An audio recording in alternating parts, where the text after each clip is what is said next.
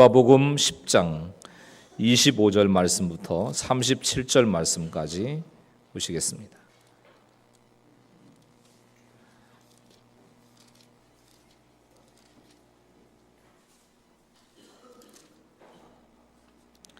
누가복음 10장 25절 말씀부터 37절 말씀, 제가 한 절 여러분 한 절 교독하겠습니다. 어떤 율법 교사가 일어나 예수를 시험하여 이르되 선생님, 내가 무엇을 하여야 영생을 얻으리이까?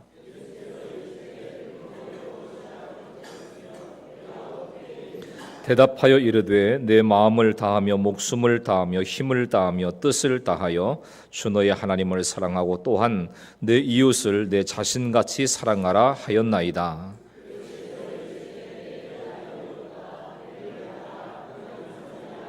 그 사람이 자기를 옳게 보이려고 예수께 여짜오되 그러면 내 이웃이 누구니이까?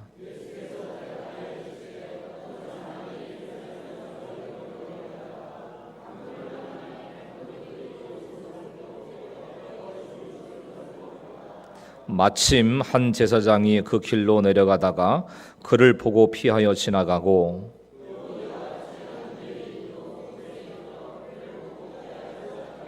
어떤 사마리아 사람은 여행하는 중 거기 이르러 그를 보고 불쌍히 여겨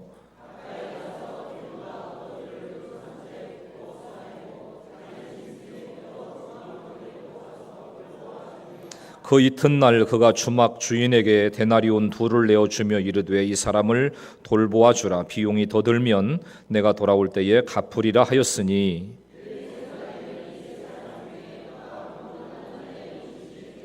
다같이 이르되 자비를 베푼 자니이다. 예수께서 이르시되 가서 너도 이와 같이 하라 하시니라. 아멘. 할렐루야. 우리 다같이 전후 좌우에 있는 성도님들 향해서 인사하시고 축복하시고 격려하십니다. 빛이 있으라. 시작. 빛이 있으라. 빛이 있으라. 2층에도 빛이 있으라. 자, 손을 꼭 잡으시고 잘 되고 있습니다. 기도하고 순종하면 더 잘 됩니다. 예, 감사합니다. 박용재 시인이라고 하는 시인이 사랑한 만큼 산다라고 하는 시를 지었습니다. 잠시 소개해드리면 사람은 사랑한 만큼 산다. 저 향기로운 꽃들을 사랑한 만큼 산다. 저 아름다운 목소리의 새들을 사랑한 만큼 산다. 숲을 온통 싱그러움으로 만드는 나무들을 사랑한 만큼 산다. 사람은 사랑한 만큼 산다. 이글거리는 붉은 태양을 사랑한 만큼 산다. 외로움에 젖은 낮달을 사랑한 만큼 산다. 밤하늘의 별들을 사랑한 만큼 산다. 사람은 사랑한 만큼 산다. 홀로 저문 길을 아스라이 걸어가는 봄, 여름, 가을, 겨울의 나그네를 사랑한 만큼 산다. 예기치 않은 운명에 몸부림치는 생애를 사랑한 만큼 산다. 사람은 그 뭔가를 사랑한 부피와 넓이와 깊이만큼 산다. 그만큼이 인생이다. 우리는 보통 우리가 이룬 만큼 산다고 생각해요. 우리가 모은 만큼, 우리가 올라간 만큼, 우리가 성취한 만큼 산다고 생각합니다. 그러나 잘 생각해 보면 사람은 사랑한 만큼 사는 것입니다. 그 이유가 하나님께서 사람들을 지으실 때 누구든지 사랑을 받고 사랑하며 살도록 지으셨기 때문입니다. 그러므로 사랑받고 사랑하고 살아가는 것은 하나님의 뜻일 뿐만 아니라 우리가 이 땅 위에 살아가는 삶의 방식이고 또 목적인 것입니다. 우리는 모두가 다 연약한 존재들이고 부족한 존재들이고 외로운 존재요. 그래서 혼자서는 살 수 없는 그런 존재인 것을 기억해야 되는 것입니다. 오늘 말씀의 배경은 예루살렘에서 여리고로 내려가는 길입니다. 예루살렘이 해발이 750m고 또 여리고가 해저 250m이기 때문에 예루살렘과 여리고는 고도 차이가 1000m 이상이 나요. 약 20여 킬로밖에 되지 않는 짧은 길이 1000m 이상의 고도 차이가 나기 때문에 이 길은 이스라엘 가운데서도 가장 험하고 위험한 길 중에 하나입니다. 그래서 요즘도 사람들은 이 길을 이스라엘의 그랜드 캐년이다 이렇게 이제 부를 만큼 굉장히 험한 길입니다. 화면을 보시면 그림이 나오는데요. 이렇게 이제 깊은 절벽과 계곡으로 이루어진 이런 이제 곳인 것입니다. 그래서 이 길은 험하고 또 이제 힘든 길이지만 고대로부터 로마와 애굽 등 외부로 연결된 유일한 길이기 때문에 이 길을 또 사용하지 않을 수가 없어요. 그래서 많은 사람들이 이 길을 사용했고, 특별히 예루살렘과 베들레헴으로 성지 순례를 온 사람들이 반드시 지나가야 되는 이런 길이기도 했습니다. 그렇기 때문에 험한 길이고 한적한 길이고 또 힘든 길이지만 많은 사람들이 왕래한 길이기 때문에 이 길에는 사람들의 금품을 노리는 강도들도 많았다는 거예요. 오늘의 주인공도 이 길을 지나다가 강도를 만납니다. 강도는 그를 때려서 거의 죽음 직전에까지 이를 정도로 이렇게 만들어 놓고는 그가 소유하고 있던 모든 금품을 빼앗아서 달아납니다. 살려달라고 소리를 쳤지만 아무도 듣는 사람이 없어요. 꼼짝없이 피 흘리면서 죽는 수밖에 없는 이런 상황 속에 있었습니다. 이 사람을 누가 구해줄 수가 있을까요? 이 사람을 누가 돌보아야 됩니까? 근데 상처받고 신음하는 사람이 이 사람만이 아니더라고요. 이제 그 성도들의 이런저런 모습들을 바라보면서 신방을 하고 또 가서 예배를 드리고 기도를 하고 이렇게 하다 보면 이분들이 다 상처받은 사람들인 거예요. 죽음의 고비들을 넘고 있는 분들. 이게 이제 강도 만난 이제 이웃들이 있더라는 것입니다. 그나마 몸이 아픈 것은 조금은 나은 상처예요. 잔 알카이어라고 하는 기독교 심리학자가 있는데 이분이 치유사역이라고 하는 책을 씁니다. 이 책에서 인간이 가진 5가지 상처를 얘기하는데, 먼저는 육체적인 상처, 몸이 아픈 거예요. 두 번째는 정서적인 상처, 마음이 아픕니다. 셋째는 영적인 상처, 영혼이 아프고, 넷째는 관계에서 오는 상처예요. 인간 관계에서 오는 상처들. 그리고 마지막 물질적인 상처가 있는데 물질 때문에 받는 상처들이 있다는 것입니다. 그러니까 사람은 누구나 이 상처를 다 안고 살아가는 겁니다. 그래서 상처라고 하는 말을 히브리 말로 샤발이라고 하는 말로 이렇게 쓰는데 우리말 사발이라고 하는 말하고 비슷하죠. 상처, 샤발. 그 뜻이 뭐냐면 그릇이 깨지다 이런 뜻이에요. 그러니까 상처는 우리 마음에 사발이 깨지듯이 마음이 깨지는 거예요. 깨지니까 아프죠. 아플 뿐만 아니라 그 속에, 그릇 속에 담고 있어야 될 것들이 밖으로 다 이제 튕겨져서 나오게 됩니다. 그래서 허전하고 외롭고 자기를 붙잡아주던 무엇이 사라지니까 사는 재미도 없어지고 의미도 사라집니다. 사람 만나기도 싫고 마음은 급히 쫓기고 외롭고 힘이 드는 삶을 살아가게 돼요. 목사도 이런 성도를 바라볼 때마다 굉장히 힘이 듭니다. 근데 이럴 때는 2가지밖에 할 게 없어요. 기다리고 기도하고. 다 같이 하겠습니다. 기다리고 기도하고. 근데 문제는 나만 그런 게 아니더라는 거죠. 다른 사람들도 다 나처럼 상처받고 살아가는 거예요. 그래서 우리는 2가지를 해야 됩니다. 내가 상처받을 때는 나를 달랠 필요가 있어요. 나를 그냥 내버려 두는 게 아니라 나를 달랠 필요가 있고, 남이 상처를 받을 때는 싸매줘야 된다는 거죠. 자, 또 따라서 합니다. 달래고 싸매고. 나를 달래주고 남을 싸매줄 수 있는. 다행히 오늘 말씀 가운데 상처받은 사람에게 몇 사람의 이웃이 등장합니다. 그 중에서 가장 좋은 이웃이 누구예요? 사마리아 사람, 사마리아인입니다. 근데 그가 보여준 상처를 달래고 싸매는 방법이 3가지가 본문을 통해서 이제 보여지게 됩니다. 먼저 33절을 보니까 다 같이 읽습니다. 시작. 어떤 사마리아 사람은 여행하는 중 거기를 그를 보고 어떻게 했어요? 불쌍히 여겼다 그랬습니다. 그러니까 첫 번째는 불쌍히 여김으로 싸매는 거예요. 불쌍히 여김. 그 다음에 34절 같이 합니다. 시작. 가까이 가서 기름과 포도주를 그 상처에 붓고 싸매고 자기 짐승에 태워 주막으로 데리고 가 어떻게 했어요? 돌보아 주니라. 자, 2번째는 뭐냐면 가까이 갔다는 거예요. 가까이 가서, 그리고 3번째는 돌보아 주는 것이다. 불쌍히 여기고 가까이 가서 돌보아 주는 것이 이 사마리아 사람이 상처받은, 그리고 죽음의 순간에 이르른 그 한 사람을 돕고 섬기는 방법이었다는 것입니다. 우리와 같이 상처받고 살아가는 고단한 인생들에게 좋은 이웃이 되는 길에 우리 모두가 함께하고, 특별히 이제 3차에 걸친 이제 해피데이 초청주의를 우리가 지나가면서 내가 이렇게 불쌍히 여기고 또 가까이 가서 싸매고 돌봐주어야 될 이런 사람들이 누굴까라고 하는 것을 함께 생각해보고 점검하는 그런 시간이 될 수 있기를 원합니다. 다시 33절을 보시면 어떤 사마리아 사람은 여행하는 중 거기를 그를 보고 불쌍히 여겼다 이렇게 말씀합니다. 여러분, 사마리아 사람이 선한 이웃, 좋은 이웃이었던 이유는 그가 강도 만난 사람에게 돈 뭉치를 쥐어줬기 때문이 아니에요. 달려가서 상처를 싸매고 약을 발라주고 또 꿰매주고 치료해 줬기 때문이 아닙니다. 사마리아 사람이 보여준 첫 번째는 뭐냐면 행동이 아니고 마음이었다는 거예요. 행동이 아니고 마음이었다. 자, 이게 바로 예수님 방식이거든요. 성경에서 예수님의 치유를 보면 치료가 먼저가 아니고 불쌍히 여기는 마음이 먼저였어요. 마태복음 14장 14절을 같이 읽습니다. 시작. 예수께서 나오사 큰 무리를 보시고 어떻게 했어요? 불쌍히 여기사 그 중에 있는 병자를 고쳐주십니다.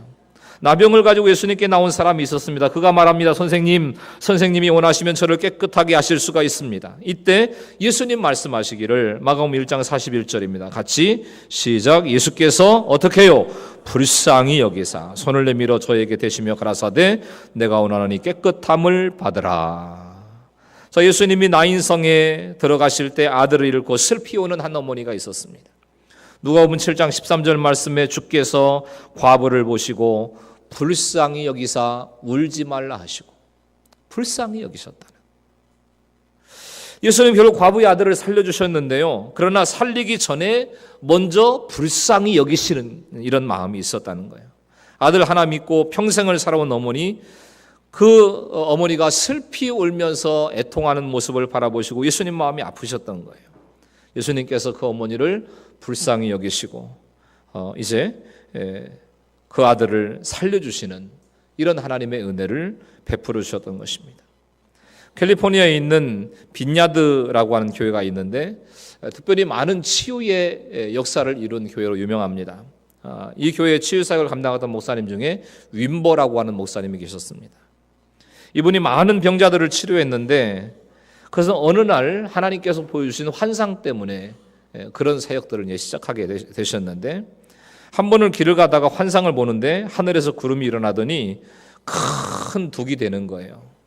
근데 자세히 보니까 그게 둑이 아니라 벌집인 거예요. 벌집.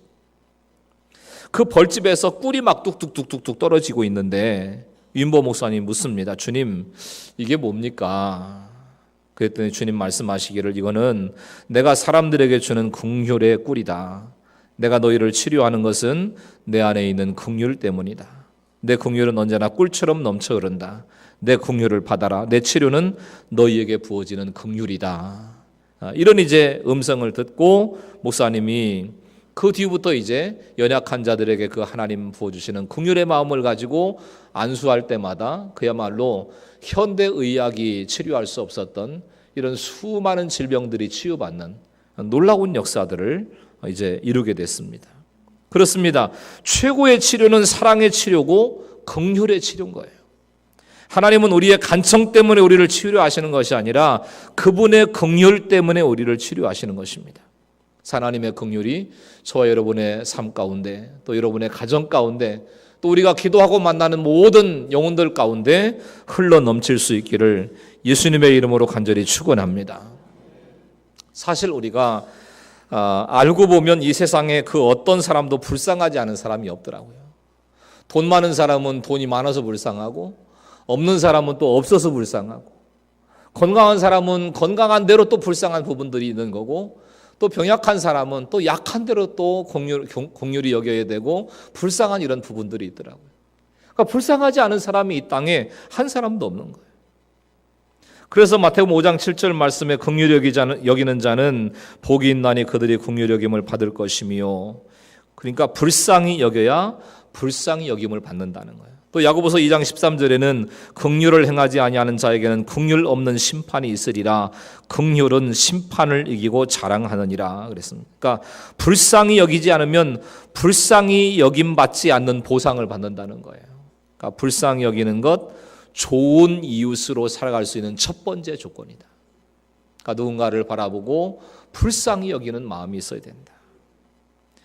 두 번째는 가까이 가서 이렇게 말씀을 합니다. 34절에 가까이 가서 기름과 포도주를 그 상처에 붓고 싸매고 자기 짐승에 태워 주막으로 데리고 가 돌보아 주니라. 자, 싸매고 보듬는 일은 우선 마음으로 불쌍히 여길 때부터 시작된다고 그랬어요. 그런데 마음으로 불쌍히 여기면 반드시 그 마음이 행동으로 나타나게 돼 있어요. 그게 바로 가까이 가는 겁니다. 불쌍히 여기는 마음이 부어진 그 사람을 향해서 가게 되더라는 거예요. 그런데 이 사마리아 사람보다 먼저 온 제사장과 레위인은 왜 강도 만난 사람에게 가까이 가지 못했을까라고 하는 의문이 들어요. 제사장이나 레위인은 성전에서 하나님을 예배하던 사람들이었습니다. 그런데 성전에서 제사를 드릴 때 모든 제사장이 다 봉사할 수가 없었어요. 당시에 제사장과 레위인은 약 2만 명 정도가 활동을 하고 있었습니다. 근데 성전에서 봉사할 수 있는 숫자는 대략 700명 정도 돼요. 2만 명 중에서 700명만 봉사할 수 있으니까 순번을 정해가지고 봉사할 수밖에 없는 것입니다. 이것을 히브리서는 반차다 이렇게 불렀어요. 히브리서를 읽다 보면 가끔 이제 멜기세덱의 반차를 따라 이런 얘기들이 나오죠. 그래서 이제 반차가 뭔가 이제 궁금하실 수가 있는데 이 반차라고 하는 것은 예배 담당을 하는 순번이다 이런 뜻이에요. 예배 담당자의 순번이다.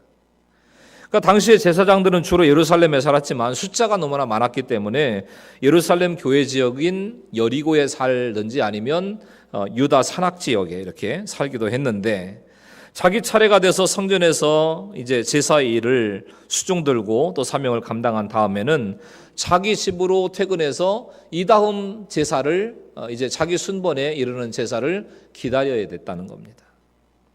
그렇다면 오늘의 제사장과 레위인은 한 주간 예배 당번을 마치고 집으로 돌아가는 중이었을 것입니다. 저희가 맡은 일을 마치고 집으로 돌아가는 발걸음이 얼마나 가벼웠겠어요. 성전에서 힘들게 양과 소를 잡아야 되고 기도와 향을 피우고 문을 지키고 찬양을 하고 또 이제 제사 드리러 온 사람들을 이렇게 이제 관리하고 이렇게 하는 일들이 굉장히 힘들었던 일이었을 것 같아요.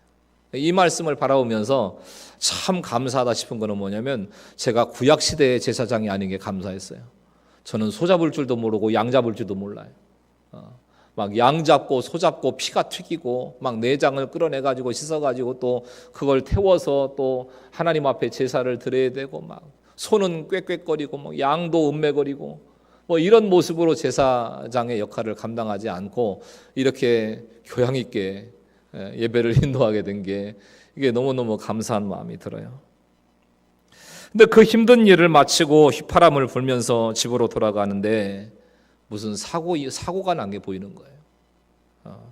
한 사람이 피를 흘리면서 죽어가고 있는데 언뜻 보니까 쭉 늘어진 상태로 그냥 두면 죽을 것 같은 거예요.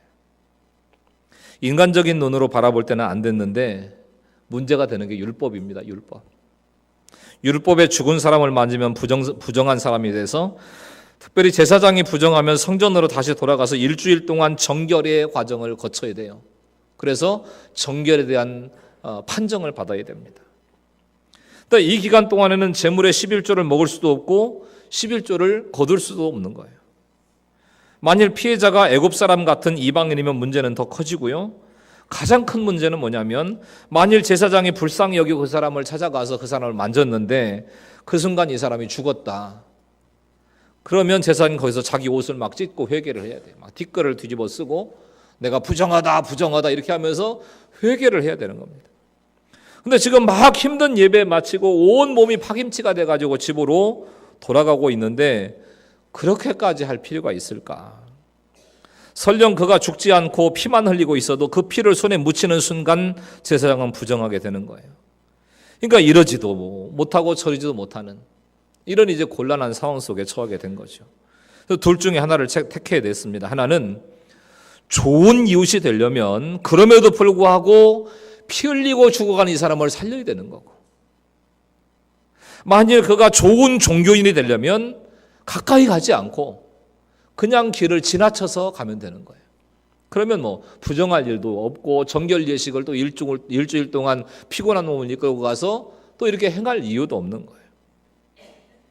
여러분 어느 쪽을 택하시겠어요? 좋은 이웃, 좋은 종교인? 이 제사장은 끝내 좋은 종교인이 되기로 마음먹고 용감하게 그 옆을 지나가 버리고 말았습니다. 문제는 예배가 뭐냐는 거예요. 도대체 예배가 뭐냐? 하나님을 믿는다는 것이 뭘까? 제사장과 레위인은 지난 한 주간 열심히 예배드리고 제사드리고 집으로 돌아가고 있었어요. 그들은 누가 봐도 힘들게 예배하고 예배를 마친 후에 집으로 돌아가는 중이었습니다. 그러니까 성전에서 힘들게 봉사했으니까 이제는 예배는 끝났다고 생각했을지 몰라요. 근데 문제가 있었어요. 그들은 예배를 일로 생각한 거예요. 예배가 일이라고 생각한 겁니다.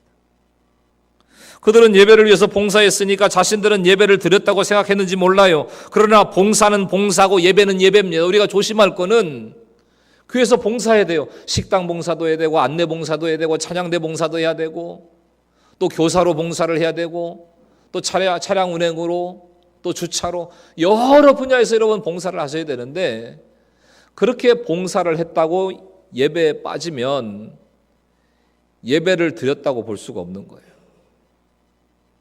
봉사는 봉사고 예배는 예배인 거예요. 그러니까 이 제사장들은 반쪽 예배만 드린 겁니다. 그들은 예배를 드리고 예배를 성전에 놓아둔 채 집으로 돌아오고 있었습니다. 참된 예배는 뭐냐면 예수님을 예배하고 예수님과 함께 세상으로 돌아가시는 거예요. 예배 드리고 나셔서 예수님 이제 예배 드렸으니까 예수님은 교회에 계시고 저는 가족들이 있는 집으로 갈게요. 자기 혼자 돌아가는 게 아니라 예수님을 모시고 세상으로 가시는 거예요. 집으로, 직장으로, 학교로, 삶의 현장으로 가시는 거예요. 그러니까 참된 예배는 공간의 문제가 아니라 마음의 문제인 것입니다. 이 산에서도 말고 저 산에서도 말고 오직 신령과 진정으로 드리는 것이 예배라는 거죠.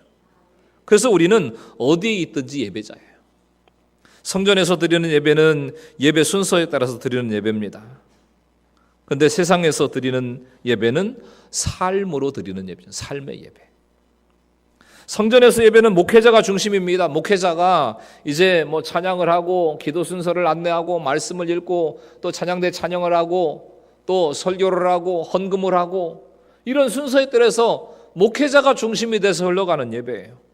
그러나 세상에서 예배는 영적인 제사장인 저와 여러분 자신이 중심이 돼서 드리는 예배예요. 성전에서 드리는 영으로 드리는 예배라면 세상에서의 예배는 우리의 몸으로 드리는 예배라는 거죠. 우리가 살아가는 삶으로 드리는 예배다. 미국의 유명한 영성가인 헨리 나우엔이 유명한 말을 했습니다. 화면을 한번 보시면 한번 읽겠습니다. 시작. 우리가 기도하면서 발견하는 것은 우리가 하나님께 가까우면 사람에게도 가깝다는 사실이다. 그렇습니다. 하나님께 가까우면 사람에게도 가까운 거예요. 그래야 정상인 겁니다. 성전에서 하나님을 예배했으면 세상에서도 하나님을 예배해야 됩니다. 성전에서 기도를 잘했으면 세상에서 더 열심히 일 잘하셔야 되는 거예요. 나는 막 기도 열심히 하고 난 예배 열심히 드렸으니까 나는 가만히 앉아 있어도 하나님 먹을 거 입을 거 다 주실 거야. 가만히 앉아 있는 게 아니에요. 세상에 나가서 더 열심히 일하셔야 되는 겁니다. 그래서 영성에서 사회성이 나오는 거예요. 좋은 영성은 좋은 사회성을 낳습니다. 하나님을 사랑했으면 세상도 사랑을 할 수 있어야 되는 거예요. 더 잘 예배하기 위해서 세상으로 더 가까이 다가가셔야 되는 것입니다. 전주에서 사역하시는 한 목사님이 계십니다. 이분이 간증 가운데 이런 얘기가 나와요. 한 번은 저녁에 손에 붕대를 칭칭 감은 채로 집으로 돌아왔대요. 사모님이 보고 깜짝 놀랐겠죠. 그런데 손에 붕대를 칭칭 감고 목사님 막 싱글벙글 무슨 좋은 일이 있는 사람처럼 그리고 온 거예요. 그게 놀라서 사모님이 물어봅니다. 아니 도대체 무슨 일이냐고, 멀쩡하게 나갔던 사람이 손에 붕대를 그렇게 칭칭 감고 돌아왔냐고. 그랬더니 목사님이 막 싱글벙글 하면서 얘기하는 거예요. 걔한테 물렸어. 그 막 또 웃으면서 얘기하는 거예요. 피가 엄청 났어. 그 목사님이 어떻게 됐나 싶어가지고 사모님 걱정스러운 얼굴로 다시 묻습니다. 아니 개한테 물렸다는데 웃음이 나와요 지금? 피가 엄청 났다며 웃음이 나오냐고. 그때 목사님 얘기합니다. 교회 옆에 큰 집이 있잖아.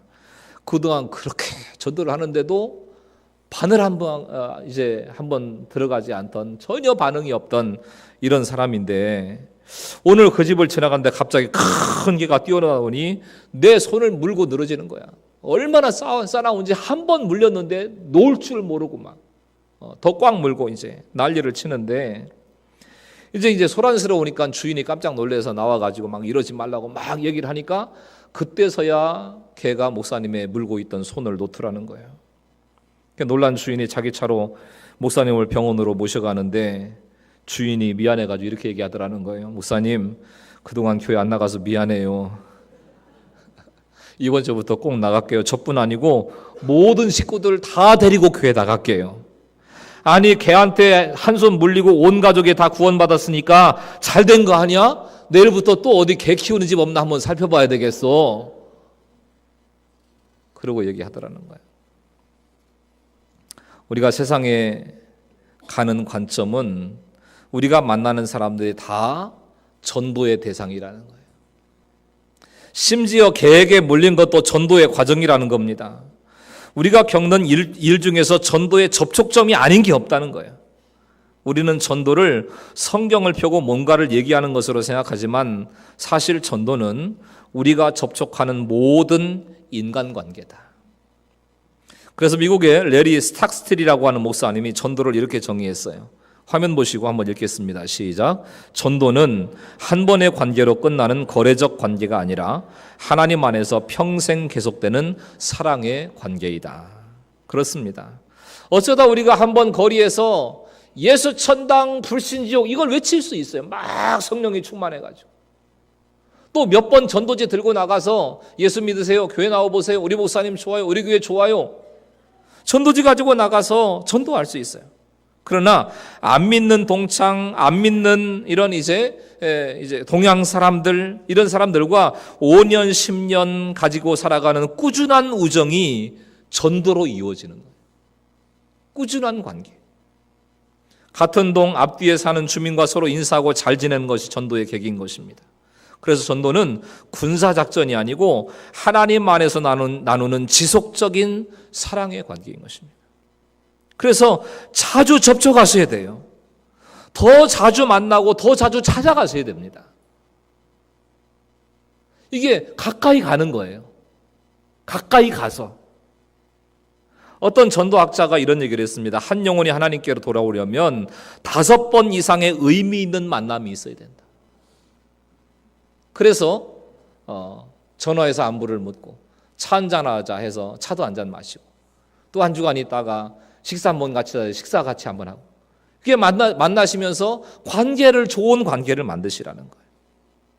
어느 권사님은요 전도에 이런 사명을 받고 하나님 앞에 기도하던 가운데 전도에는 왕도가 없다는 이런 마음의 감동을 받고 한 사람을 전도하기 위해서 그 전도 대상자를 몇 번을 찾아갔냐면 100번을 찾아갔대. 놀라지도 않으셔. 100번을. 말이 그렇지 여러분. 100번을 그 사람이 전도하느라고 찾아오면 귀찮아서라도 나갈 거예요. 귀찮아서. 제발 교회 나가줄 테니까 이제 그만하라고. 그러지 않겠어요? 여러분 찾아가셔야 됩니다. 전도든 선교든 봉사든 세상을 섬기기 위해서는 가야 되는 거예요. 마태복음 28장에서 예수님께서 제자들에게 모든 족속을 제자 삼기 전에 먼저 말씀하신 게 있어요. 그게 뭐냐면 너희는 가야 된다는 거예요. 다 같이 가야 됩니다. 할렐루야. 여러분, 가지 않으면 전도도 선교도 봉사도 이루어질 수가 없는 거예요. 가야 돼요. WEC라고 영국 국제선교회라고 하는 선교단체가 있습니다. 근데 이 선교단체의 표가 세 가지인데, We go to the world for the lost. 그러니까 잃어버린 자를 위하여. For the least. 가장 작은 자를 위해서. For the last. 마지막 한 사람을 위해서. 그러니까 하나님께 와야 예배인 것처럼 세상으로 가야 전도고 선교인 거예요. 사람을 향해서 가야 되는 거예요. 가야. 목사님, 어떻게 전도하는 게 좋아요? 가시면 되는 거예요. 몇 번? 100번. 해보시라고요. 우리가 세상으로 더 가까이 갈 때 기억할 게 있는데, 조금 친절한 모습으로 가셨으면 좋겠어요. 얼굴 전도지 활짝 피고, 뭔가 막 이렇게 심각한 얼굴을 가지고 이렇게 가시지 말고. 한국 사람이 많이 친절해졌지만 여전히 다른 나라에 비해서 좀 굳어 있는 표정들이 있죠. 인사도 이 동양적인 문화가 먼저 인사 받는 사람이 어른이고 먼저 인사 받아야 높은 사람이다, 이런 생각들 때문에 먼저 인사 잘 안 하죠. 먼저 인사를 받고 이래야 이제 그 만족을 하고, 사람을 만나면 위에서 아래까지 싹 스캔을 해. 딱 스캔을 해가지고 이 사람이 내가 좀 이렇게 말을 걸거나 교제를 해도 괜찮은 사람인지 이렇게 보고 나서 내 수준에 맞다 싶으면 이제 그때 안심을 하고 표정을 풉니다. 근데 교회에서도 그런 것 같아요. 교회에서도 이게 처음 오신 분이 계시면 뭐 관심을 갖고 이렇게 이제 그 안내를 해드리고 또 이제 어색하지 않게 이렇게 해드리는 건 굉장히 좋은데, 처음 누가 오잖아요. 누군가 싶어가지고 싹 훑어요. 싹 훑어. 못 보던 사람이 왔네. 누구지? 누구네 막 아들인가 딸인가? 뭐 이사 왔나? 그래서 딱 훑어. 인사는 안 해. 그리고 또 앞에 앉아 있는 분은 뒤 돌아서 훑어. 뒤에 돌아가죠. 제가 안 보는 것 같죠? 예. 이게 보면 뒤에 돌아보고 막 훑으니까 처음 오신 분은 뭔가 싶은 거죠, 이제. 예. 너무 부담스럽고. 그러니까 친절을 하신 건 필요하지만 사람들을 당황하게 하셔서는 안 돼요. 그래서 말은 적게 하고 섬기기는 많이 했으면 좋겠고요. 낙하산하고 얼굴은 표현된다잖아요. 낙하산하고 얼굴은. 비판은 적게 하고 칭찬은 좀 많이 하셔야 되는데, 막 자기 똑똑한 거 자랑하려고 막 비판 막 이런 건 너무너무 잘하는 거예요. 그런데 대안은 없어. 자기도 아무것도 못해. 근데 막 비판은 막 하는 거예요. 비판은. 근데 그거 하는 대신 칭찬 많이 하시면 문제가 사라져요. 훨씬 더 좋은 일이 많이 일어납니다. 그래서 우리는 예수님을 통해서 하나님을 보지만 세상은 우리를 통해서 하나님을 보는 거거든요. 그러니까 처음 온 사람들이 또 전도 대상자들이 나를 보고 하나님을 볼 수 있게 해줘야 된다는 거죠. 자, 옆에 계신 성도님을 향해서 이렇게 서로 격려하시고 인사하겠습니다. 집사님, 얼굴 전도지 펴시다. 얼굴 전도지 활짝 피셔야 돼요. 예. 그래서 가까이 가야 사람을 살릴 수 있는 거예요. 가까이 가야. 이제 우리 다음 주가 1차 초청주일인데 좀 가까이 가셔서 얘기도 하시고 또 불쌍히 여기는 마음을 가지시고, 그리고 이제 세 번째는 돌보아 주어야 된다, 이렇게 말씀을 하고 있어요. 자, 사마리아 사람이 상처받은 사람을 나귀에 태우고 주막집에 데려다가 돌보아 주신 것으로 예수님의 이야기가 마무리가 되는데요. 이 불쌍히 여기는 마음을 품고 가까이 다가가서 그를 끝까지 돌봤다는 거죠. 자, 이 말씀 가운데서 재미있는 거는 돌봐야 될 사람은 돌봄을 받고 돌봄을 받아야 될 사람은 돌보고 있다는 사실입니다. 자, 여기서 보면 강도 만난 사람은 유대인이잖아요. 근데 그를 돌보는 사람은 사마리아인이에요. 근데 유대인들이 사마리아 사람들을 얼마나 싫어하는지 몰라요. 그야말로 사람으로 사람 취급을 안 하고 개 취급을 합니다. 개 취급. 그러니까 이제 배경이 어떤가 하면 주전 8세기 이스라엘이 아시리아에 붙잡혀 가지고 포로로 이렇게 생활하면서 혼혈이 생겼어요. 그러니까 이제 정통 유대인의 혈통이 아니고 혼혈이다, 사생아다. 이런 이제 낙인에 찍혀가지고 유대 사람들이 사마리아 사람들을 뭐 그야말로 막 벌레 보듯이 이렇게 하는 겁니다. 근데 이 유대인들이 사마리아 사람들을 얼마나 미워하고 무시했는가 하면 주전 2세기 유대인의 문헌을 보면 유대인들이 싫어하는 세 민족이 있었어요. 첫 번째는 당연히 블레셋 민족이었어요. 맨날 블레셋과 전쟁하는 역사니까. 블레셋이 이스라엘과 유익한 적이 한 번도 없었어요. 두 번째가 에돔 족속, 에서의 족속이죠. 이 에돔 족속도 이스라엘을 끊임없이 괴롭히죠. 형제면서도. 그리고 세 번째가 사마리아 사람이에요. 그만큼 사마리아 사람들을 미워하고 싫어했습니다. 특별히 사마리아 사람에 대해서 이렇게 얘기합니다. 유대인들이 사마리아 사람과 함께 떡을 먹는 것은 마치 돼지의 살을 먹는 것과 같다. 돼지 안 먹거든요, 이 사람들. 그런데 그 부정한 짐승이라고 여겨지는 돼지의 살을 먹는 것 같다는 거죠. 그 정도로 싫어하는 거예요. 그러니까 사마리아 사람들은 유대인들에게 굉장히 많은 상처를 받아왔습니다. 그런데 오늘 말씀에 보면 사마리아 사람이 유대인을 살리고 있는 거예요.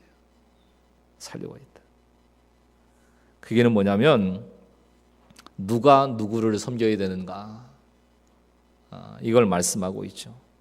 덜 상처받은 사람이 더 상처받은 사람들을 돌봐야 되는 게 맞는 것 같은데 더 상처받은 사람이 덜 상처받은 사람을 돌보고 있는 이런 모습을 우리가 보게 되는 거예요. 여러분, 누가 유대인이고 누가 사마리아인이든 간에 둘의 뿌리가 하나인 형제라는 것, 또 더 고통당하고 더 힘들고 더 많은 상처를 받은 자가 덜 힘들고 덜 상처받은 자를 살리고 보살펴야 된다. 이게 예수님 보시는 관점이었거든요. 우리는 보통 막 내가 상처 많이 받았으니까 내가 위로받아야 되고 내가 너무 많이 힘든 사람이니까 내가 더 많은 도움을 받아야 된다, 이렇게 생각하지만 덜 상처받은 사람 나보다 덜 힘든 사람, 이런 사람들 우리가 섬기고 돌봐야 된다고 말씀하시는 거예요. 그리고 더 중요한 거는 가만히 누워있는 자가 좋은 이웃이 아니고 살리고 돌본 사람이 선한 이웃이라는 거죠. 불쌍히 여기고 가까이 가서 돌보아 주는 것, 이게 우리가 감당해야 될 사명인 것입니다. 누가 우리의 이웃입니까? 그리고 나는 누구의 이웃인가?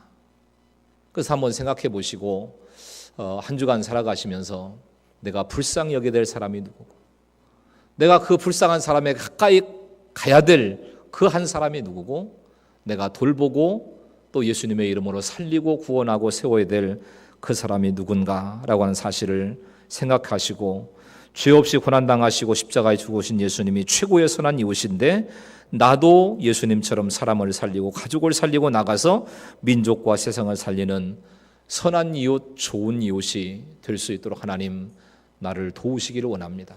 기도하시면서 한 주간을 승리하시는 우리 모든 믿음의 가족들이 다 되실 수 있기를 예수님의 이름으로 간절히 축원합니다. 할렐루야. 함께 찬양하겠습니다. 예수를 함께 하시네.